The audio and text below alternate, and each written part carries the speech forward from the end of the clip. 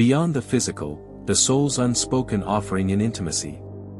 Have you ever truly considered what a man gives when he sleeps with someone? It's far more than a physical act, more than mere performance or the gratification of desire. What he offers, often without even realizing it, is a piece of his soul. This offering comes from a soul that is often hungry for validation, for genuine affection, for the profound feeling of being truly chosen and seen. Yet, this deep yearning is often disguised by the more primal urges of desire, lust, or even a misguided sense of virility. What unfolds in the intimate space is not simply skin brushing against skin. There's a powerful, deeper current flowing beneath the surface. At its core, a man's truest desire isn't just sex. It is a fundamental need to be seen, to be felt, and to be recognized as whole, even in his moments of vulnerability and brokenness. Consider the man who kneels before a woman's body, or offers himself fully in the act of intimacy. He isn't solely chasing physical pleasure. Often, he is unconsciously chasing the affection he may have never fully received, or the unconditional acceptance that was absent in his formative years. What appears to be a purely physical act is, in essence, deeply spiritual. What looks like lust can, in fact, be an ancestral emptiness, a void disguised as a pursuit of power or control. Carl Jung and the Psychology of Intimacy, a channel between worlds. When intimacy becomes truly authentic and unarmored, it strips away the layers of performance and exposes the inherent fragility hidden beneath the masculine armor. It's in this raw, often brutal, moment of truth that Carl Jung's profound psychology reveals itself. Jung understood the body as an oracle, a vessel through which deeper truths are communicated, and the shadow as a mirror, reflecting the hidden aspects of the self. This profound insight, however, is only accessible to the one brave enough to pierce through the masks of ego and dive into the often uncomfortable truth. Jung never viewed desire as a mere biological instinct. Instead, he saw intimacy as a channel between worlds, a sacred bridge connecting the conscious mind with the vast, often unexplored realms of the unconscious. As he famously said, every act of intimacy reveals more than it appears. To Jung, desire isn't born in the body, it is born in the psyche. Every movement, every impulse, every silent longing has roots buried deep within the unconscious landscape of a man's being. Sex, therefore, is an exchange, a potent exchange of energy, of shadows, and of unspoken intentions.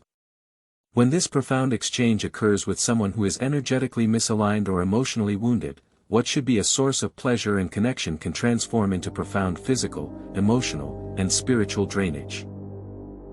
This is precisely why so many men feel an inexplicable emptiness after sex. A fatigue that doesn't stem from physical exertion but from the very core of their soul. Each time a man surrenders in intimacy without genuine presence or real connection, he risks trading precious pieces of himself for mere crumbs of validation. The female body is undeniably a temple, but so too is the male body. And when two temples meet without consciousness, without mutual respect for the sacredness of the exchange, energetic chaos can ensue. You're not just engaging in a physical act, you are opening portals. And, as you rightly point out, not all portals lead to safe or restorative places. The unveiling of the hidden self, the terrifying nakedness of the soul. As this journey into conscious intimacy unfolds, you begin to perceive what has always been present but remained undeciphered. No one taught us how to decode these deeper currents. When a man truly surrenders in intimacy, he doesn't merely reveal his physical form. He exposes the hidden parts of his soul. The raw fear of rejection, the deep-seated insecurity he so meticulously masks with strength, the heavy silence burdened by an invisible past. Visceral intimacy transcends the physical act of sex. It's about feeling naked on the inside, a vulnerability far more terrifying than any physical nudity. It's in that glance, in that poignant pause between touches, that the invisible child within often appears, the child who only ever wanted to be loved without having to earn it, without having to perform. How many men, in that moment of profound truth, crumble internally while their external facade remains firm? The mask of the strong man doesn't fall through yelling or dramatic outbursts, it dissolves in the silent, often agonizing, surrender of true intimacy. A single touch can awaken the echo of past abandonment, a small, tender gesture can expose an emotional scar he never learned how to articulate. Jung believed that the unconscious is always speaking, and in the realm of intimacy, it screams. The body becomes the stage where the soul performs its hidden pain. This is precisely why many men pull away when they feel too close, too vulnerable. Facing true intimacy means facing an emotional mirror, and not everyone is ready or willing to truly see who they are beneath the layers of their carefully constructed persona. The collapse of masculine strength doesn't begin with a crisis, it often begins with a single, unexpected touch that slips through the cracks in the armor, an awakening that is only the beginning of a deeper journey.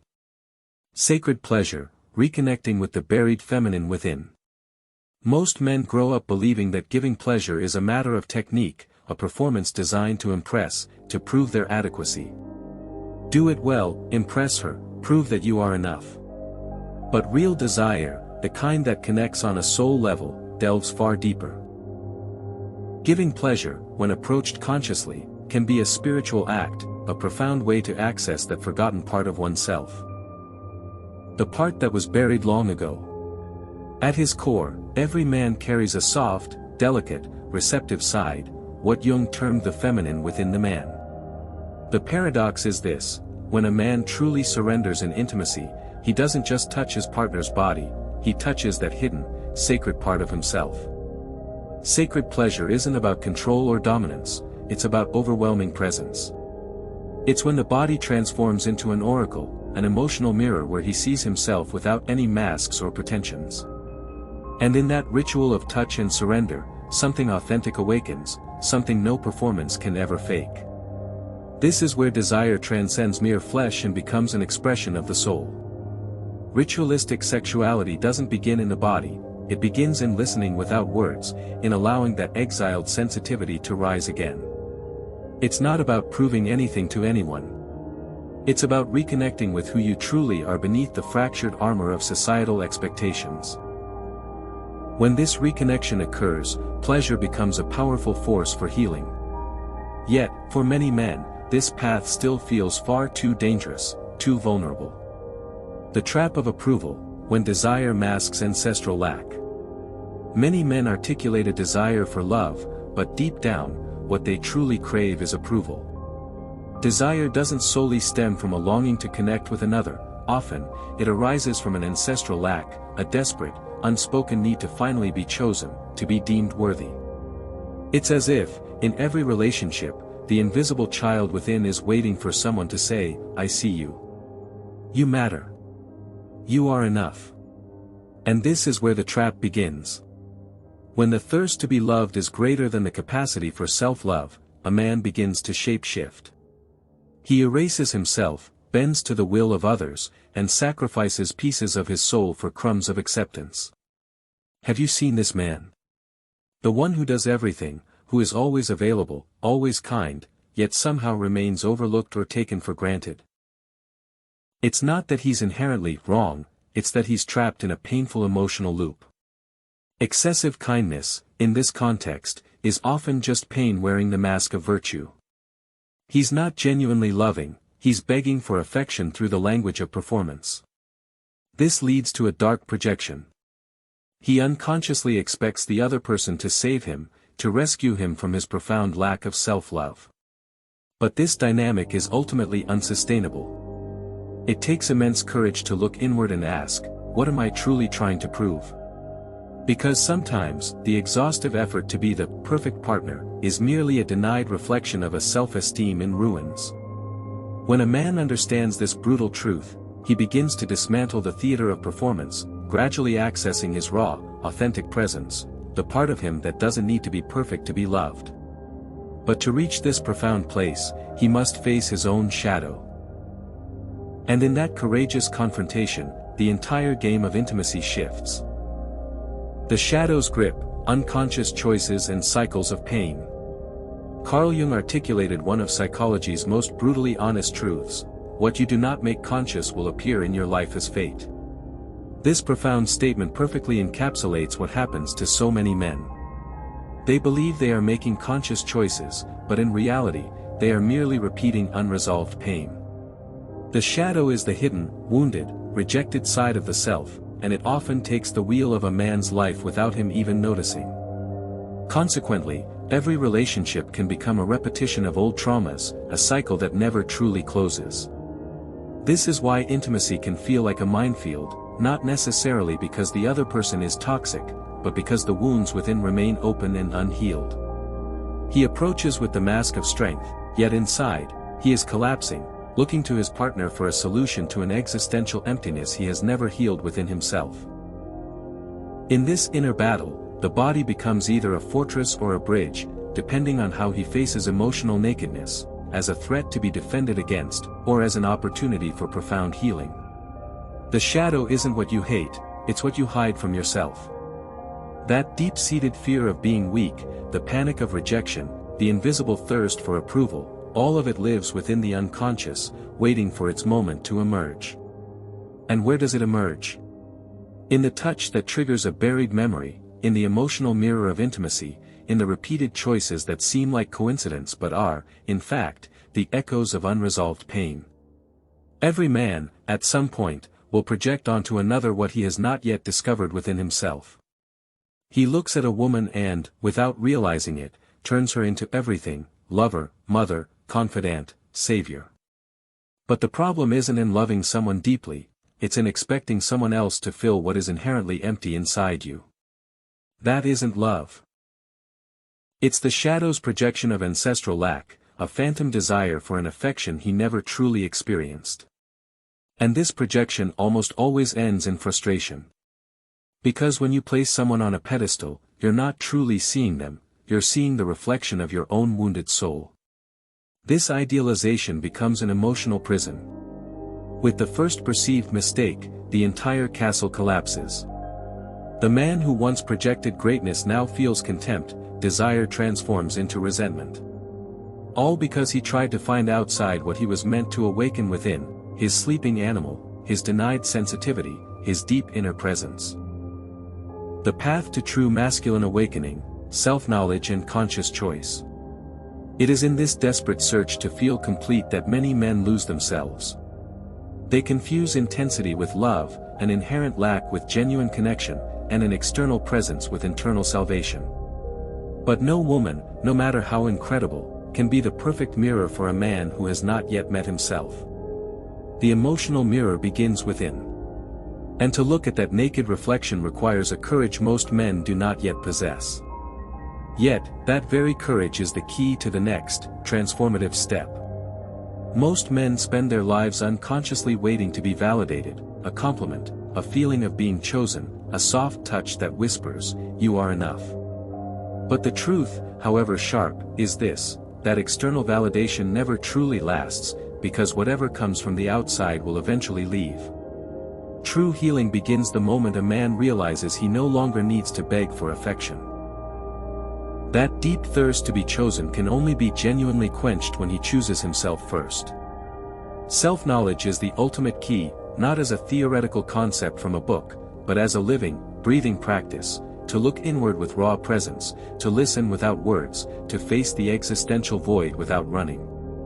It is in that vulnerable place, where the soul feels exposed and perhaps in ruins, that the true masculine awakening begins. Intimacy then ceases to be a performance and becomes a profound mirror of truth. Desire, when it is born from within, does not beg, it invites. It dances lightly. It is an authentic expression of the soul's fullness. This is the moment when sexuality transforms into a ritual, no longer an escape, but a powerful return to self. Sacred pleasure no longer stems from emptiness, but from a profound sense of inner fullness. Here, the shadow becomes an oracle, and silence transforms into wisdom. But to reach this sacred place, a man must pass through the prison of the ego and tear off, one by one, the masks of strength he has worn for so long.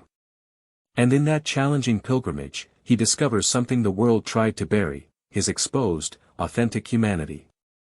Energetic discernment, protecting your sacred life force.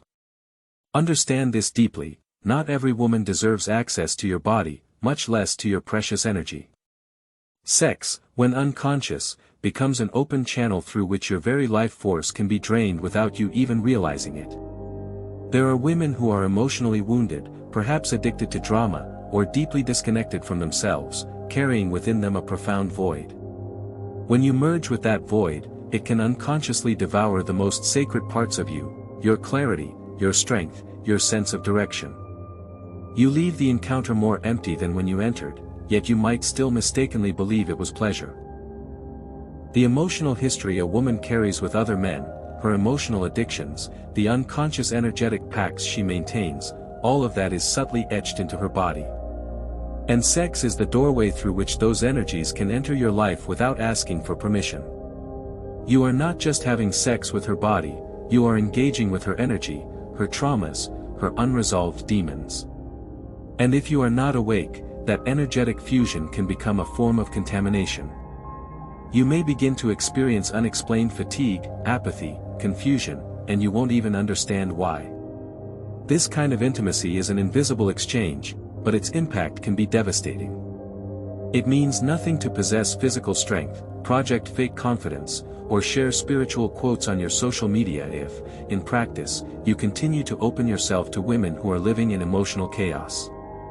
This requires profound energetic discernment, unwavering presence, and a conscious new pattern of choice.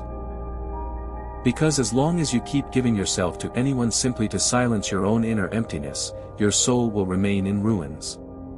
And one day, it may never return from where it was taken. The choice is yours, a ritual of self-reclamation. Now, answer honestly, how many times have you given yourself to someone, thinking it was just desire, only to leave the bed feeling more lost than before? How many times have you confused pleasure with genuine connection and unknowingly given your precious energy to someone who didn't even know how to care for her own? The answer may sting, but it also holds the potential to liberate you. Because from this moment on, you can no longer say you didn't know. You now understand that sex is not a game, it is a ritual. The body is an oracle, a vessel for profound truths. And every intimate choice you make either rebuilds you, moving you closer to wholeness, or buries you deeper into your own abyss. Now, the choice is yours. Will you continue to offer yourself fully to someone who only wants a piece of you, a fleeting moment of gratification? Or will you finally begin to demand a level of consciousness and intention in your intimate connections that is truly worthy of your soul? If this message resonated deeply, if it shook something profound within you, I invite you to share your thoughts. Comment below on the part that spoke most powerfully to your soul. And if this reached you, share it with the men in your life who are still asleep to these deeper truths.